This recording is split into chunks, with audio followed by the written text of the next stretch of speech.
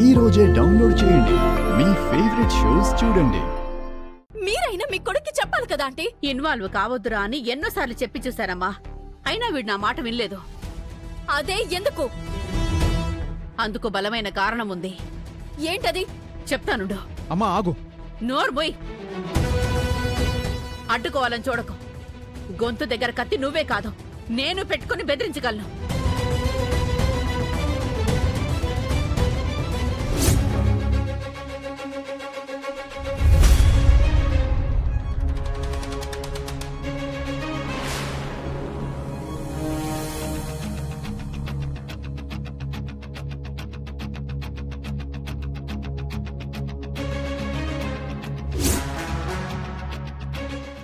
అమ్మా, నీ మీద వీడికి అంత స్పెషల్ ఇంట్రెస్ట్ ఎందుకో తెలుసా? దీన్ని నీ మెళ్ళో కట్టడం కోసం.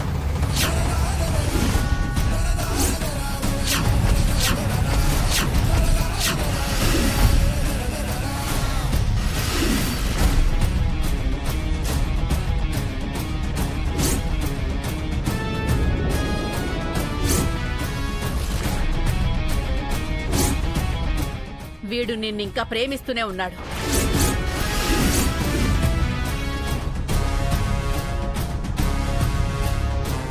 నువ్వు నీ భర్తకు దూరమైన దగ్గర నుంచి వీడు నీకు దగ్గర కావాలని చూస్తున్నాడు.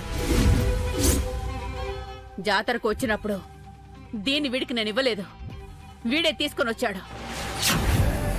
అమ్మా, అవనిని తీసుకొస్తాను. కోడలికి హారతి ఇవ్వడానికి నువ్వు రెడీగా ఉండు. దీనిని పట్టుకుని ఎందుకు తిరుగుతున్నావు? ఓకే, ఈ తాళిని ఎప్పటికైనా నీకే కడతానవని. నీలాంటి అమ్మాయిని కాదవని నిన్నే చేసుకోవాలనుకుంటున్నాడు. అందుకే ముందు నీ మనసులో స్థానం సంపాదించుకోవడం కోసమే ఇదంతా చేశాడు. ఈ తాళిని జేబులోనే పెట్టుకుని తిరుగుతున్నాడు. ఉన్నది ఉన్నట్టుగా చెప్పేశానమ్మా. కొడుకు కదా అని కడుపులో ఇంకేం దాచుకోలేదు. ఇక నువ్వు ఎలాంటి నిర్ణయం తీసుకుంటావో నీ ఇష్టం. పరాయివాడి భార్యని సొంతం చేసుకోవాలనే ఆలోచన ఉన్న నా కొడుకుని ఏ దశలోనూ నేను ప్రోత్సహించలేదమ్మా. నాశనమైపోతావురా అని తిడుతూనే ఉన్నాను. నువ్వు నా విషయంలో మారిపోయావనుకున్నాను. నా మీద అటువంటి ఆలోచన మనసులో మోస్తే స్నేహం దూరం అయిపోతుందని చెప్పాను. అయినా నువ్వదే తప్పు చేశావు. పవిత్రమైన స్నేహానికి అర్హుడివి కావు నువ్వు. అవని, నోర్మోయ్! ఏమనుకుంటున్నావు నా గురించి? నా కోసం 4 మంచి పనులు చేసేస్తే నా భర్తని వదిలేసి నా భర్తకి విడాకులు ఇచ్చేసి నీ ఒళ్ళో వాలిపోతానని అనుకున్నావా? అంత చీప్గా ఎలా ఆలోచించావు? నా కుటుంబాన్ని రోడ్డును పడేస్తే నేను నిన్ను ఇష్టపడతాను అని అనుకున్నావా? అంత నీచంగా ఎలా ఆలోచించావు?